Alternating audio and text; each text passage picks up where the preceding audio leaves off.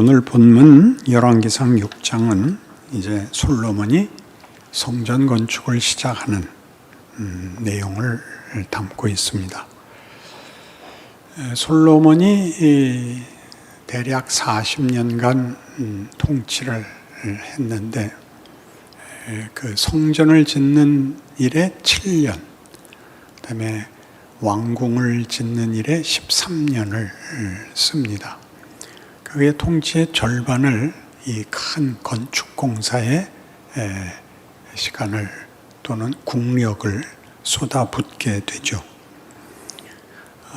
솔로몬의 부귀와 영화를 우리가 잘 알듯이 그 부귀 영화 속에는 하나님께 인정을 받은 것, 하나님을 높이 찬양하여 아름다운 성전을 지은 것, 이것이 당연히 포함되어 있습니다.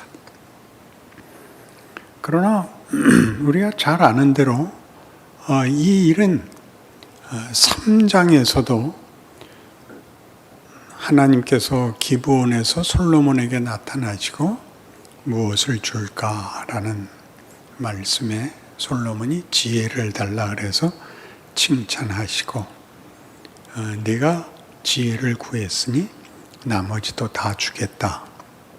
그래서 부귀 영화가 네 이전에도 없었고 네 이후에도 없을, 우리 잘 쓰는 한국말에 전무후무한 부귀 영화의 왕이 될 것이다 라는 약속을 받습니다.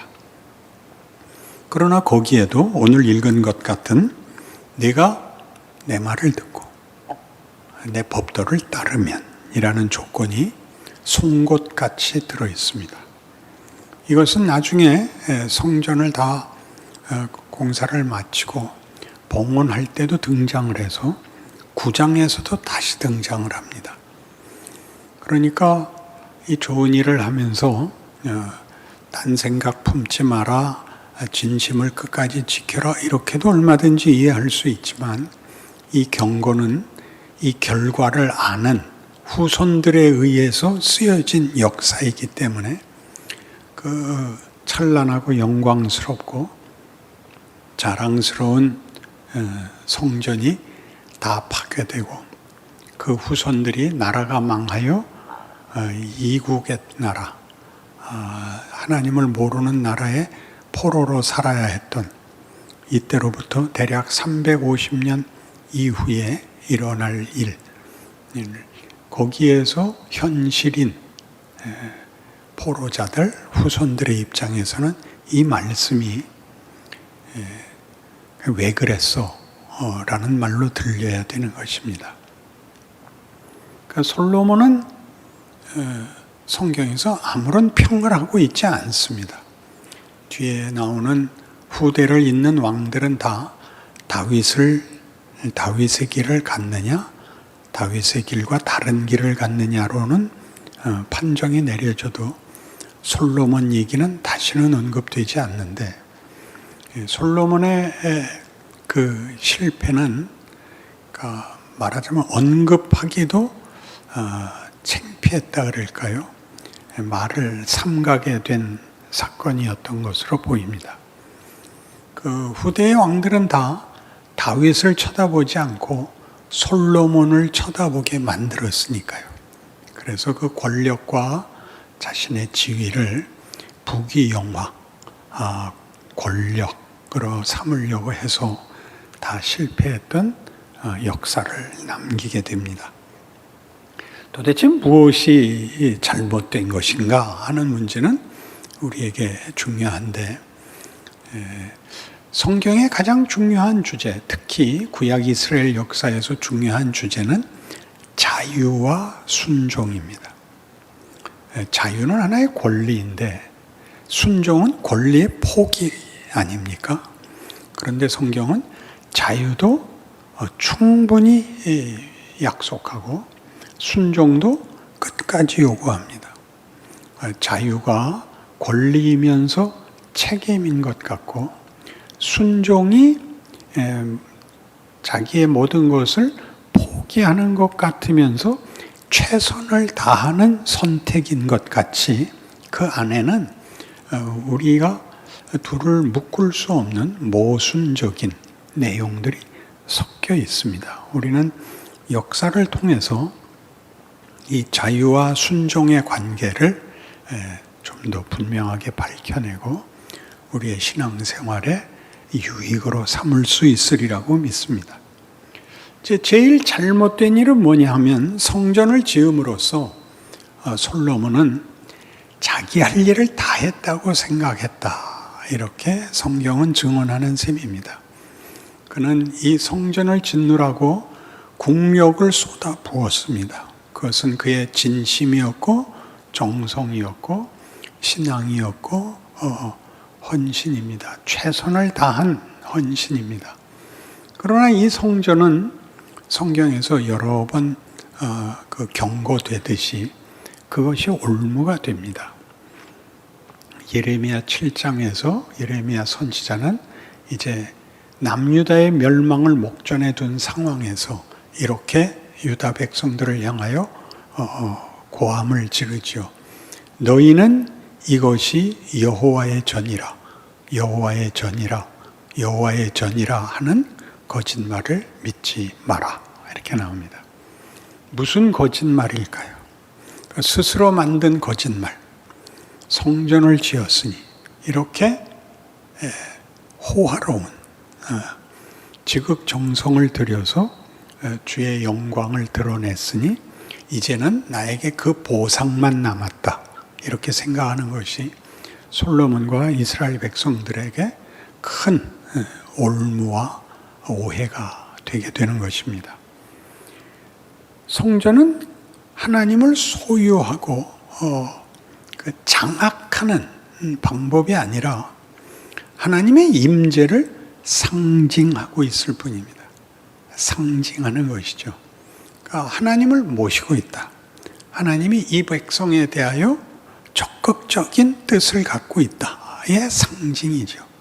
그것은 일찍이 출애굽 후에 출애굽기 19장에 나타나듯이 출애굽하여 석 달이 흐른 초기에 하나님께서 모세를 불러 너는 백성들을 모아서 이 말을 전하라. 너희가 내 말을 듣고 내 법도를 지키면 너희는 내게 대하여 제사장 나라가 되고 너희는 내게 거룩한 백성이 될 것이다. 이렇게 약속합니다. 그런데 이 약속은 이스라엘 하나를 놓고 하는 것이 아니라 서두에 이런 조건이 붙습니다. 세계가 다 내게 속한 고로입니다. 그러니까 이스라엘의 선민이라는 지위와 제사장 국가라는 지위는 다 온 세상을 향하여 하나님의 은혜를 베풀려는 방법이지 차별화되어 문을 닫아거는 이분법으로 너희는 바깥에 있고 나는 안에 있다 하는 차별로는 쓰일 수 없습니다. 그러니까 지금 이스라엘 백성들이 끝까지 이 차별의식을 버리지 못하고 있는 것과 동일하게 우리 예수 믿는 사람들도 나는 믿었고 너는 안 믿었다가 아주 극단적인 차별로 작용합니다. 그래서 이 차별을 조심해야 되는 이유는 말하자면 그것이 책임을 면제받은 것으로 이용된다는 것이죠. 우리는 선민이다. 우리는 하나님과 특별한 관계에 있으므로 너희와는 다르고 우리는 모든 일에 하나님이 우리 편을 든다가 되었죠. 실제로 히스기야 때 쳐들어왔던 아수르가 하룻밤 사이에 다 죽고 그 나라가 구출함을 받는 역사가 있었습니다. 그러나 동시에 하나님께서 이스라엘을 편들어서 절체절명의 순간에 개입하여 살려낸 일만 있는 것이 아니라 사무엘상에 나타나는 바와 같이 블레셋과의 전투에서 패하자 모든 백성들이 하나님이 함께 하시지 않아서 그렇다. 하나님을 모셔오자. 그래서 실로에 있는 법궤를 모셔와서 전쟁터에 가지고 나갔다가 대패하고 이스라엘 백성들은 패배하고 법궤는 빼앗겨져서 블레셋의 다곤 신장에 안치되는 그런 비극이 일어난 역사도 동시에 있습니다. 그러므로 우리가 이 솔로몬과 이스라엘 백성이 범한 것과 같은 신앙의 상징성, 하나님의 약속의 상징성들이 우리에게 면책의 방법과 수단이 되는 것을 늘 조심해야 됩니다. 그들은 열방 앞에 하나님을 섬기는 자는 어떻게 하나님 없는 자들과 다른가를 증명해야 했습니다. 하나님은 은혜롭고 자비롭고 노하기를 더디하고 인자와 진실이 풍성한 하나님이고, 이방 신들은 많은 희생을 요구하고 모든 대가를 요구하는 신들입니다. 더더욱 그 신들은 있지도 않은 신입니다.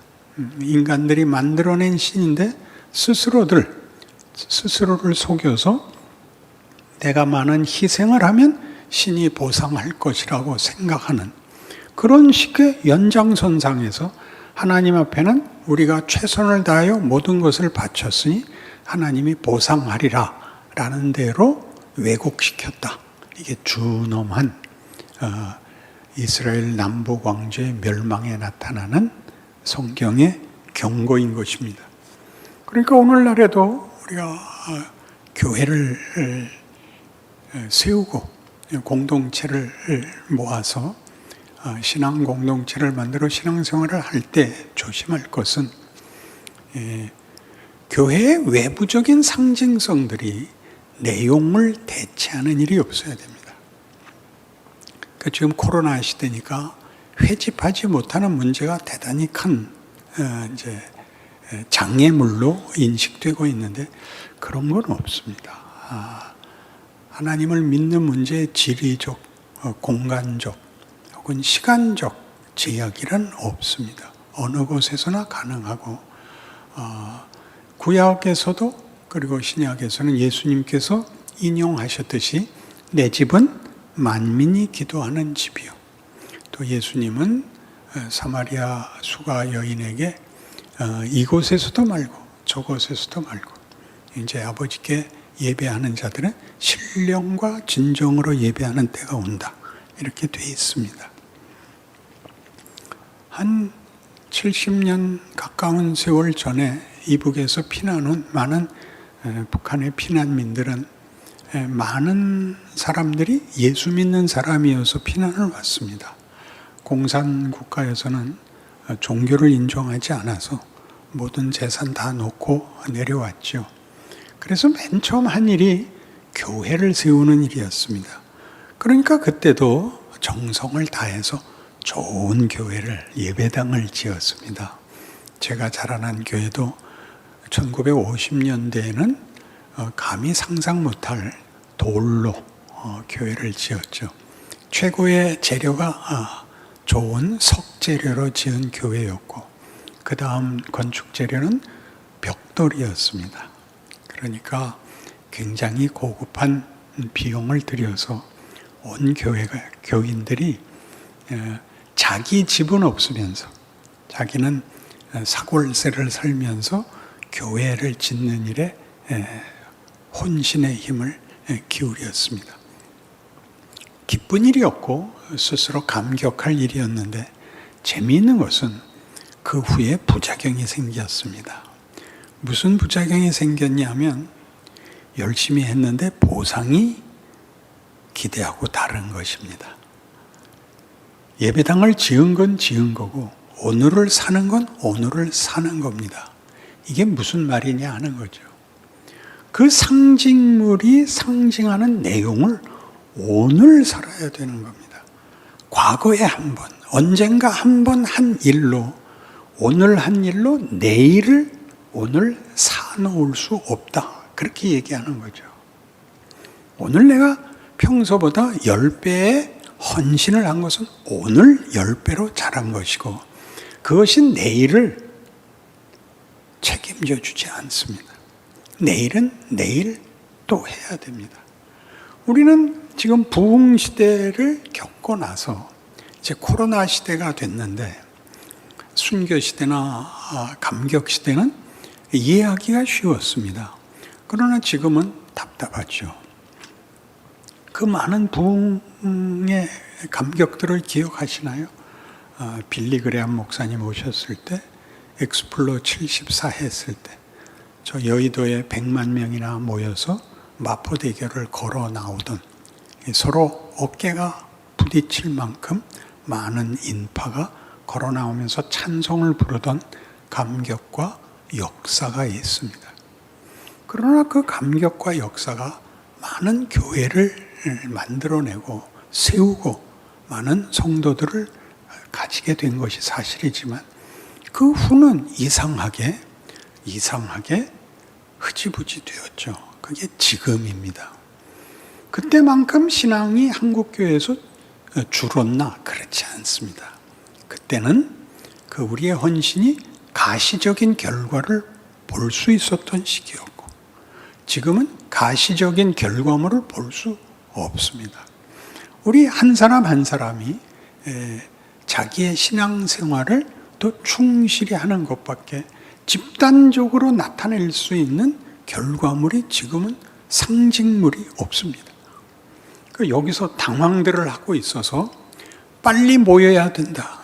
빨리 돌아가서 옛날의 감격으로 가야 된다라는 생각은 성경에서 아주 여러 번에 걸쳐서 지적하는 실패죠. 잘못된 생각입니다. 앞으로 나가야 됩니다. 과거에 있었던 일이 오늘의 유익을 끼쳐야 됩니다. 그런 일들에 우리는 별로 내다보는 안목이 부족한데 보이지 않기 때문이죠. 무엇을 해야 되는지. 과거에 있었던 것은 결과물을 본 것이고 이제 앞으로 갈 때는 결과물이 어떻게 보이게 나타날지 우리는 예측이 불가능합니다. 예전 생각을 하면 이런 지금 우리 쓰는 핸드폰이라는 것은 상상을 할 수가 없었습니다. 삐삐가 나왔을 때만 해도 얼마나 놀랐었는데요. 그런데 요 몇십 년 사이에 이제는 핸드폰이 나오고 핸드폰이 은행도 필요 없게 하고 우체국도 필요 없게 하고 모든 물건을 사러 갈 필요도 없게 만들었습니다. 이것이 우리를 돕고 있는 것만큼 우리를 당황케 하고 있습니다. 정상적인 확인들, 정상적인 유대, 정상적이라는 말은 사실은 좀 구시대적 표현입니다. 우리가 알았던 전통적인 이해를 다 무너뜨렸고 새로운 이해, 새로운 세상을 우리에게 요구하고 있습니다. 성경이 그렇게 얘기하고 있습니다. 우리는 구약 성도들이 제사장 나라로 부름받은 것을 놓쳤다. 성전을 지어놓고 우리는 성전이 있어. 하나님은 우리 편이야. 우리는 너와 달라. 우리가 어떻게 이방신을 믿는 저런 야만족들한테 잡혀갈 수 있습니까? 라고 큰 소리를 치고 그걸 안심으로 삼아서 자기의 책임을 못한 것 같이 오늘날 우리 한국교회도 자기의 책임을 져야 되는 일에 혼선을 빚고 있고 당황하고 있는 것으로 보입니다. 하나님은 이제 그 소위 우리 구약 뒤에 나오는 12 소선지서에서 강조해서 이것을 요구합니다. 대표적인 선지자 아모스가 정의를 물같이 공의를 하수같이 흘려보내라. 그러니까 하나님의 백성들이 해야 되는 것이 정의를 세우는 것이다. 이렇게 얘기합니다. 그래서 많은 선지자들이 나와서 이스라엘의 실패들,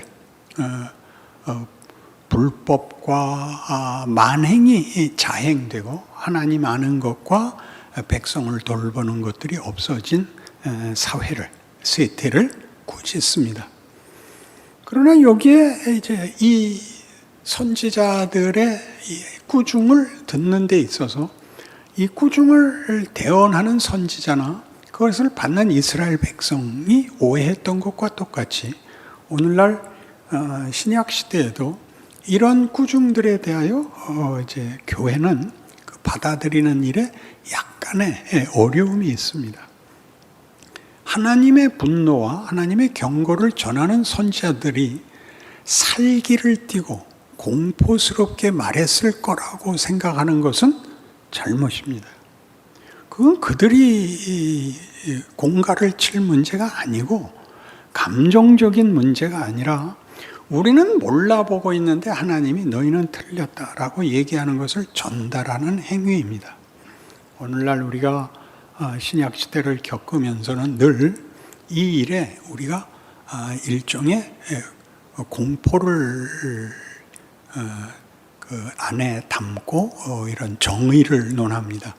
가장 대표적인 예가 이단에 대해서 공격할 때 이렇게 공포스럽게 이단을 공격하는 것은 당연한 일이지만 그들의 잘못을 꾸짖어야 맞지만 또 교인들에게 알려야 되지만 우리가 칼을 든 것 같이 얘기하는 건 맞지 않습니다. 그건 하나님이 하실 겁니다. 알곡과 가라지를 지금 구별하실 겁니까? 아니다. 말일까지 두어라. 그때 가서 알곡과 가라지를 나누겠다. 그리 하셨죠.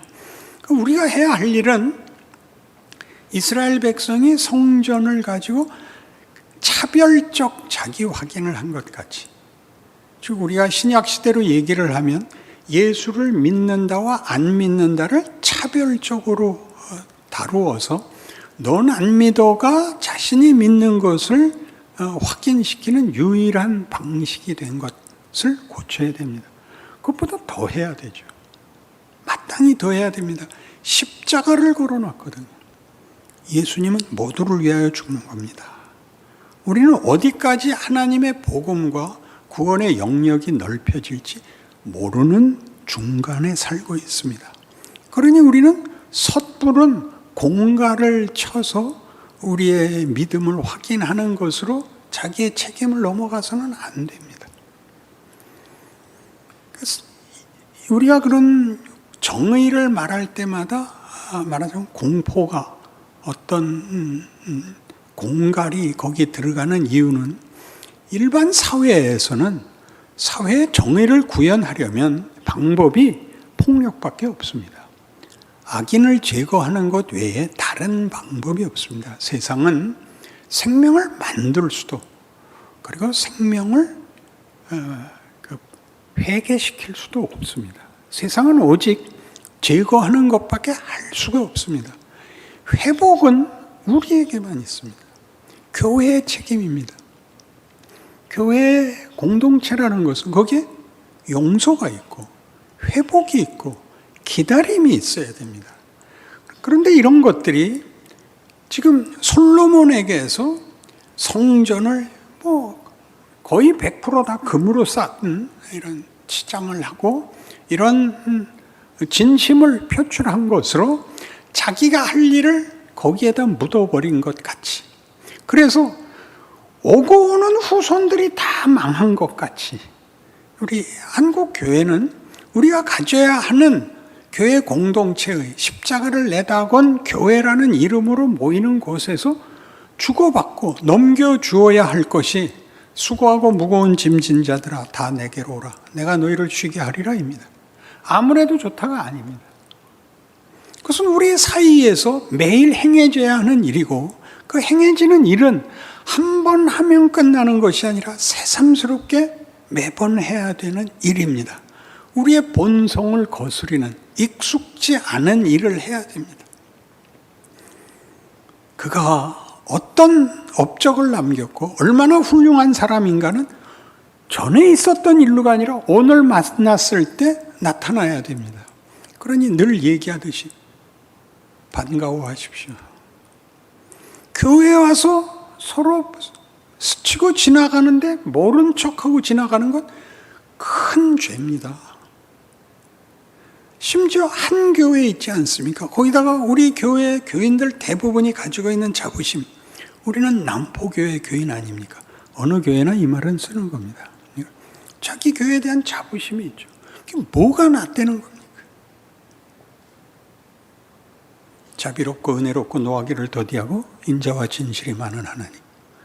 왜 우리는 전혀 상관이 없는 공동체를 만들어서 세상이 그래서 그런다. 맞습니다. 세상이 서로 아는 것을 겁을 내고 서로 벽을 쌓는 것이 익숙해져서 그 영향이 교회에도 들어옵니다. 저항해야죠. 저항해야 됩니다. 최고의 죄가 뭐냐? 여러 가지로 얘기할 수 있지만 아주 의미심장한 표현이 하나 있습니다. 최고의 죄는 무관심이다. 누구에 대한 죄죠? 하나님에 대해서, 그리고 자기가 사는 이웃에 대해서, 공동체 내 동료들에 대해서 무관심은 죄입니다. 어떻게 속 다 뒤집어서 보여달라 말입니까? 그런 거 아니지 않습니까? 여러분, 속을 다 까발리는 것이 정직이거나 그것이 교제가 아닙니다. 혼자 져야 하는 짐을 누르고 우리가 모인 공통 분모를 나눠야죠. 공통 분모가 있지 않습니까? 어느 결사체나 다 공통 분모가 있지 않습니까? 신앙 공동체 아닙니까? 신앙 공동체의 최소한의 공통 분모가 뭔데요? 믿음 아닙니까? 소망 아닙니까? 사랑 아닙니까? 근데 이게 자꾸 희미해져서 정의가 성경에서는 이렇게 바르고 틀리면 치고 하는 문제가 아니라 정의란 우리말이 묘해요. 정의로워야 되는 겁니다. 정의 말고 정의로워야 됩니다. 발을 정자 말고 마음 심방변에 붙은 풀을 정이 있어야 됩니다. 정이 있다는 게 무슨 뜻이죠? 정이 있다는 게 내 가족이면 가족이 잘못해도 편을 들어야 되듯이 같은 신앙 고백 속에는 편을 드는 마음이 있는 것, 이것이 정의입니다. 그것을 예수께서 죄인들을 위하여 펼치셨고 하나님께서 그의 하나님 되심을 이렇게 우리와 구별하여 우월감으로 유일 존재로 그 명예를 고집하시지 않고 찾아와 우리와 대등하게 되는 것으로 찾아오시는 것이 성육신입니다. 그러니까 성전을 졌다 그러면 이것이 특별하다는 말은 이 특별함이 보편에 녹아들기 위하여 상징이어야 됩니다. 보편에 판잣집에 녹아들어야죠. 성전이.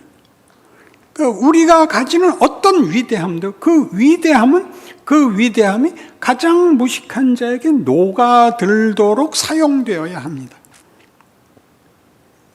와서 그런 유무식, 지위 고하, 부귀와 상관없이 공통 분모로 여기서 평등한 관계를 가지는 표현, 교제, 그것이 교회가 해야 하는 일이고 성전의 이 왜곡에서 극복되어야 하고 책임져야 하는 교회의 모습이죠.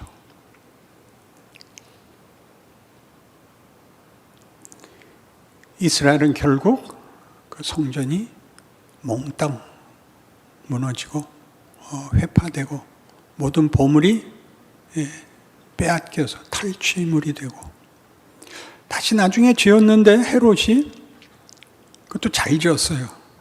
예수님께서 예언하신 것 같이 돌 하나도 돌 위에 남아있지 아니하리라. 그렇게 무너집니다.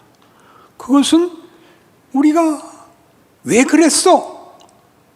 잘했으면 안 그랬을 텐데 이렇게 말하라고 있는 게 아니라 하나님이 원하는 것이 무엇인가를 위해서 보이는, 그래서 협소해지고 경직되고 제한되는 것을 무너뜨려 넓게 만드신 역사였죠. 아주 간단한 거죠. 그러나 그게 어렵습니다. 여러분, 그게 어렵습니다. 솔로몬 너 왜 그랬어?가 아니라 오늘 우리는 그 역사와 그 과거의 실패로 어떻게 그보다 나아질 수 있는가? 이렇게 생각하고 물으라고 이걸 써놓은 겁니다. 얼마나 부끄러운 역사입니까? 이 얼마나 긴 장에 걸쳐서 망신을 주는지 모릅니다.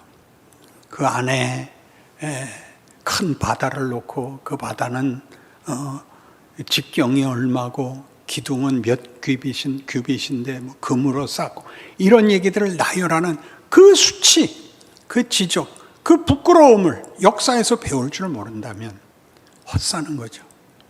우리 인생에서도 그런 것 투성입니다. 잘못한 게 더 많죠. 그러나 잘못한 것이 잘한 것보다 더 많은 걸 합니다. 그것이 창조와 부활이라는 겁니다. 아브라함이 믿은 하나님은 아브라함이 믿은 게 문제가 아니라 그 믿음의 대상 하나님은 없는 것을 있는 것 같이 부르시며 죽은 자를 살리시는 하나님이라. 그게 우리의 신앙이고 그것이 우리 현실의 실제입니다. 하나님은 그렇게 지금 일하십니다. 여러분의 신앙도 그 신앙 안에 함께 물려 하나님의 찾아오심과 약속들이 여러분 안에서 꽃 피우고 감사와 찬송이 되기를 바랍니다. 기도하십시다.